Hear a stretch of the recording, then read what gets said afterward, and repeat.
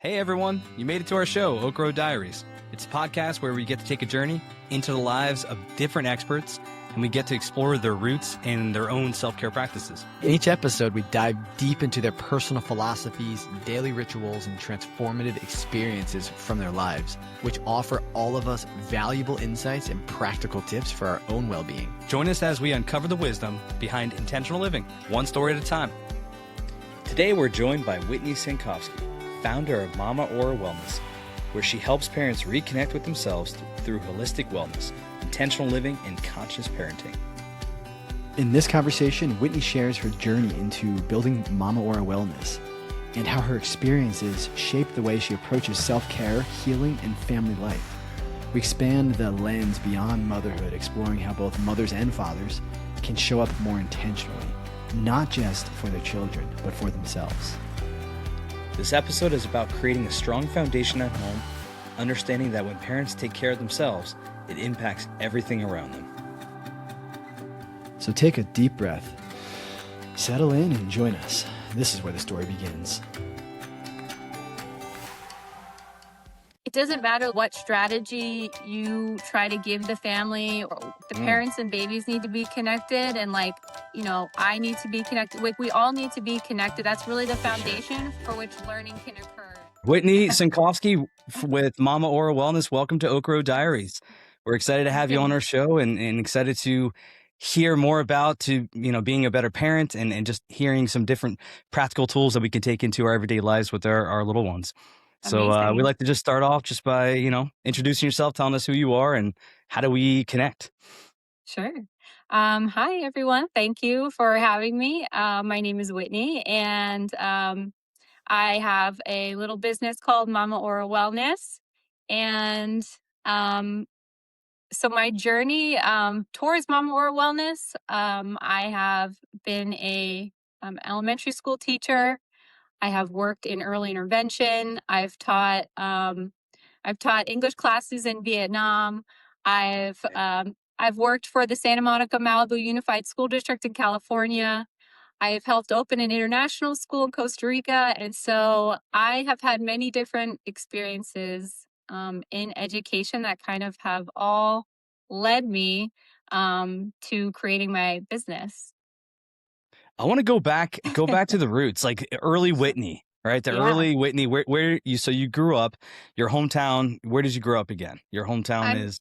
My hometown is Bethlehem, Pennsylvania. So I am born and raised, and I have found my way back to my roots. That's a lot of traveling. Did you go to find your way back to the Lehigh Valley here? Yeah, real quick for Whitney, did you go to Freedom? I did not. No, I went to Salisbury. I went to Salisbury High School. Salisbury School District, and I'm from the area, and I grew up here. I loved living here.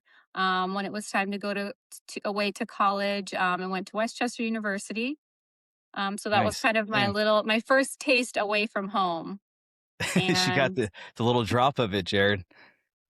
I've yet to leave the Lehigh Valley, so I still live in here. I never went out. Of course, I explored the world to a degree, like on vacations, but nothing like living and experiencing like that. So definitely envious and jealous of that. But everyone's got their own journeys. Going to college was my first taste of like freedom and like being able to like live somewhere different and make connections with different people, and then from there, that was, all I had wanted to do was to travel and have different experiences and meet different people and, see the world. And so you did elementary ed? Teaching. Is that what you did? Yeah. I'm sorry, what was that? You got your degree in elementary ed? Yeah. Yes. Elementary education and special education. Nice. So when you were growing up here in Bethlehem, Pennsylvania, because Jared and I, it's rare. Number one, I think you're our first guest local to our actual area. We had one guest that was, in Pennsylvania, but all the other ones have been around the world and countries. So this is really cool to be able to meet some local people to where we're at, where we can actually relate to you. Yeah. There's a lot of teaching, right? There's a lot of schools around us that have early education and just education tracks in Pennsylvania. So was that your track of, I want to teach, I want to develop these kids? Yes. Yeah. Yes, I had always kind of had a maternal instinct since I was, little. I was the person who everyone called when they need a babysitter. Snap. That All right. What's your number, Whitney? We need some babysitters. I'll give it to you at the end. Let me know. Um, yeah, so that was kind of always my path. It was always very clear. I had never really considered anything other than working with children, and so that was always kind of ingrained in me since I was younger. So it was very natural for me to go to school for education. I knew I wanted to work in early childhood with those degrees, and so Yeah. that kind of led me to elementary education. And from there, I kind of honed in a little bit more on, what I was resonating with, and that was working in early intervention, which is working with families who have children that might be at risk or may have some sort of developmental delay and Mm. are like from birth to 5. So like in that age range. So is that, are With having you, little ones ourselves, Jared, did you go any of your kids ever have to go through early intervention of any kind? um, not quite, but we've got some friends, I would imagine work with a lot of like autistic individuals. Is that Hmm. largely what you work with, Whitney? I'm just making an assumption. Yeah.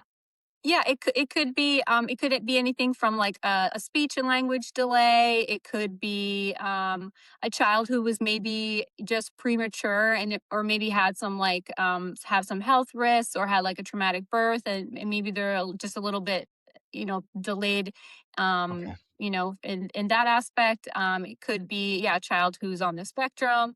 It could be an orthopedic impairment, like a visual impairment. There's so many So much, yeah. yeah, there's so much, and that's why I think early intervention is so great, is because it just really serves like a wide variety of challenges, and it's great, Sure. it's not just for the children. It's Yeah. support for the parents, which is huge, Yeah. Yeah, I and think that was that's huge.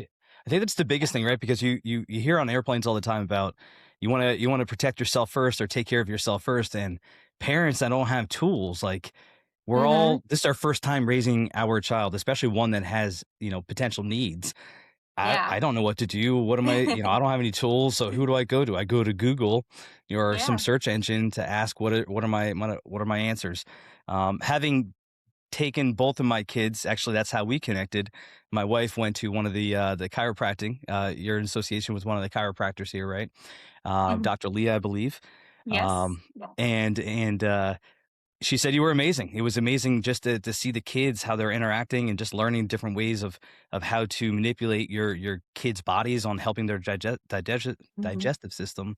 Hmm. In addition, just understanding their skeletal system, how that can affect how they're behaving, and just the mind was, at least for me, because I'm super curious individual, and especially in the modern day dad, we want to be involved, but we don't Hmm. have the tools.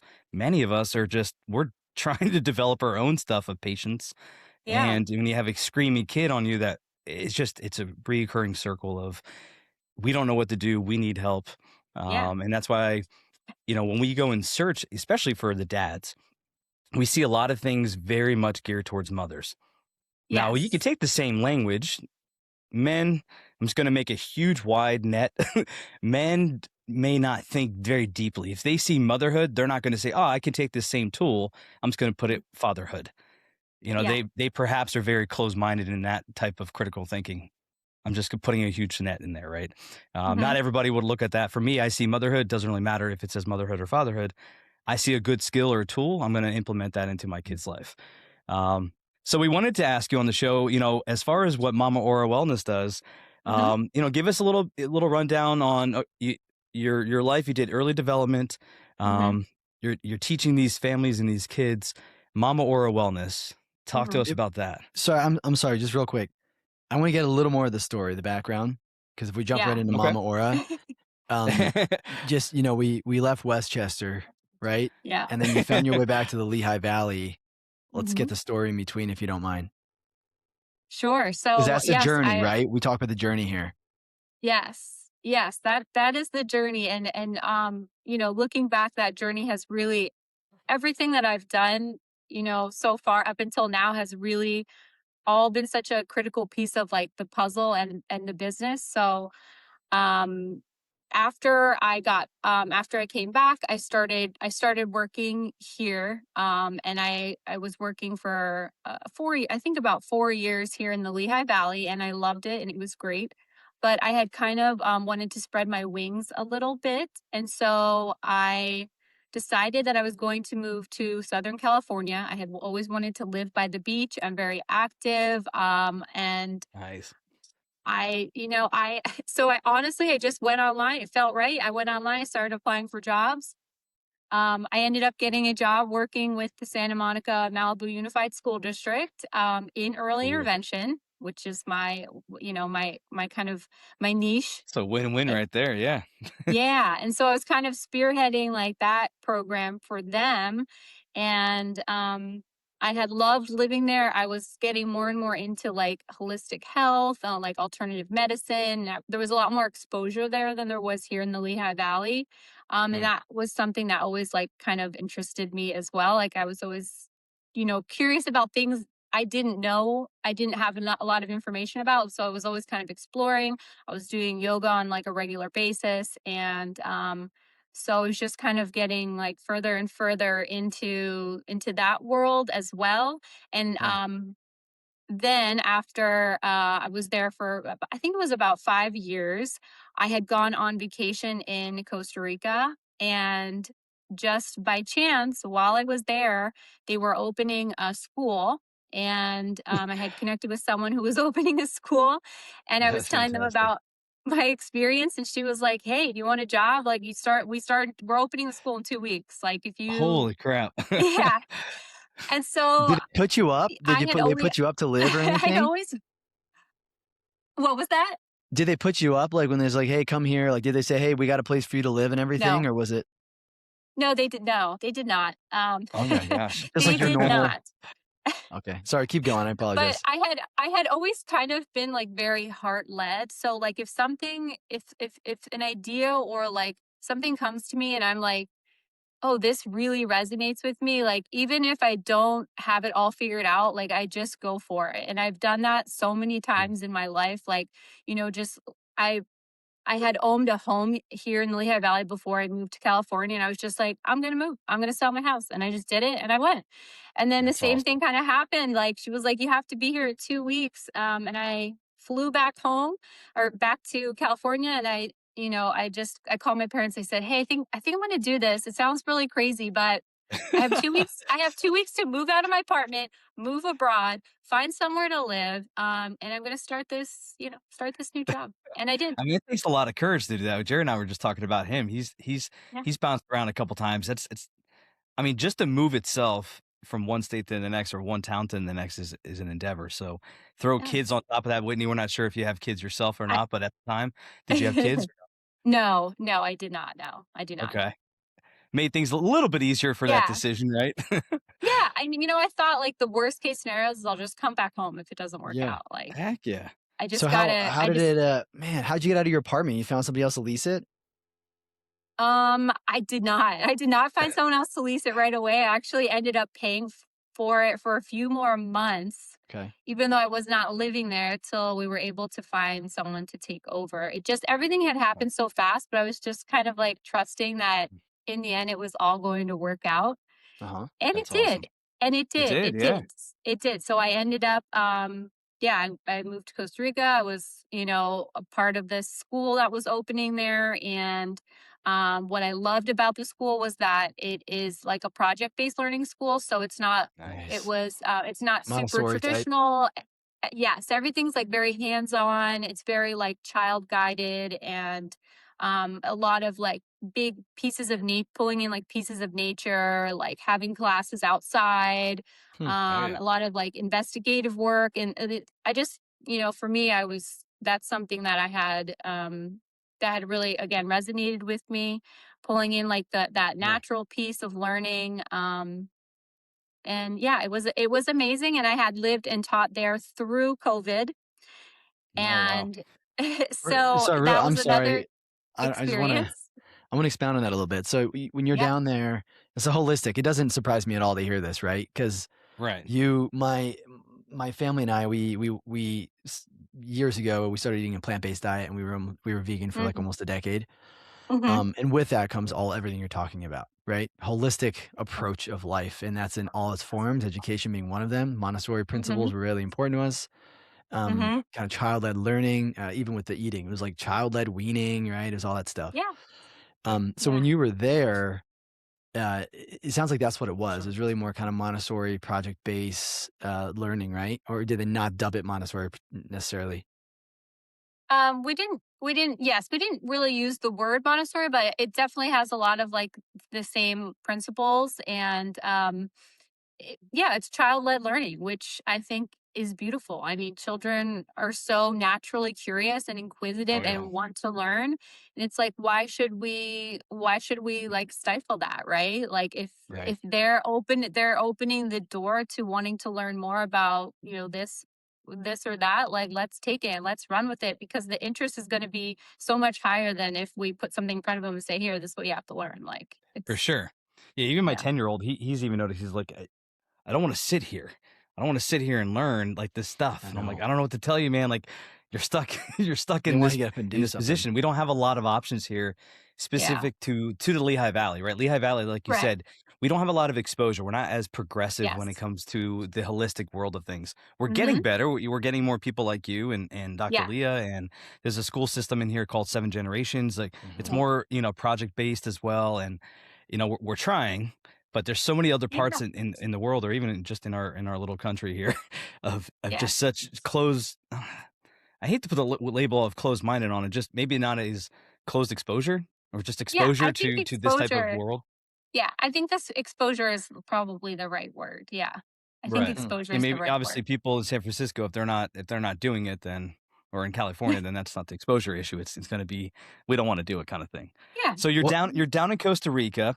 Mhm. So this is Yeah. during the heat of COVID, like right in the beginning of Yes. COVID, about 6 years Yes. ago. Mhm. Okay. And you did Mhm. this for how And many what years? Yeah. I was in Costa Rica for 4 years, and I taught at the Incredible. school for 2 of those years. I was down in the heat of COVID, and, Nice. by the end of that, I we were doing online learning, I was gonna ask, unfortunately. what was the schooling like in a different country like that? In like Yeah, it was Costa Rica like during that, right? COVID, and it was online learning, which of course removes everything we just talked about, right? Yep. Correct. Of the whole hands-on Correct. experience and everything. So go ahead, yeah. That is correct, and it was really, we had to follow the guidelines set by, the country, Yep. and that was kind of like what it was.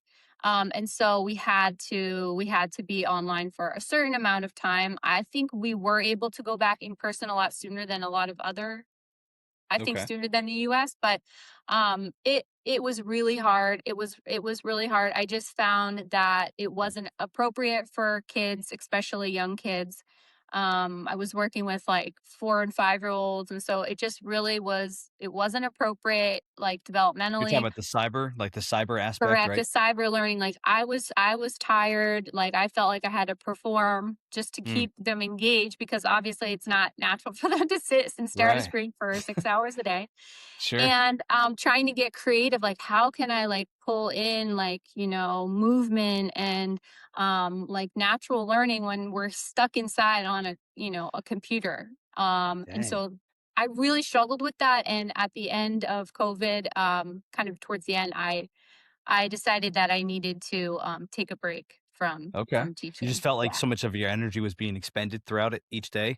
Like Yeah. just the Oh, the Not I e felt not like getting an actress. Mm, I had to go above and beyond to just kind of to try to keep, the attention, mm. at the That's interesting you say that, because that translates into a lot of things at times. You said you feel like an actress. I feel the same way Mhm. in my own current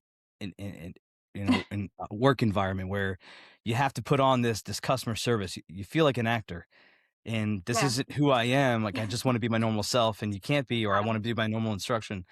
That's usually the signal of, okay, I think it's time. Yeah. I think it's Yeah. I think it's time either for you Yeah. as your soul, you need to move on, start building in your systems to find something else that you're moving on to occupationally, or Mhm. perhaps if you're learning something and it's a struggle and you're past it and you're like, it's not working, it's struggling, it's struggling, it's struggling. Perhaps you need to look into something else. Um, Mhm. so after that struggle of 4 years in Costa Rica, huge learning experience. I mean, that's awesome. That Yeah. slingshot you into doing what next? And that's when I decided to start hosting my own classes in the community. So that's kind of where this is where Mama.Aura.Wellness started to peek its head out Nice. because Okay. Yeah, why'd you come back though? um Something's You're in peaking. Costa Rica. Hold on a second. I'm sorry, yeah Whitney.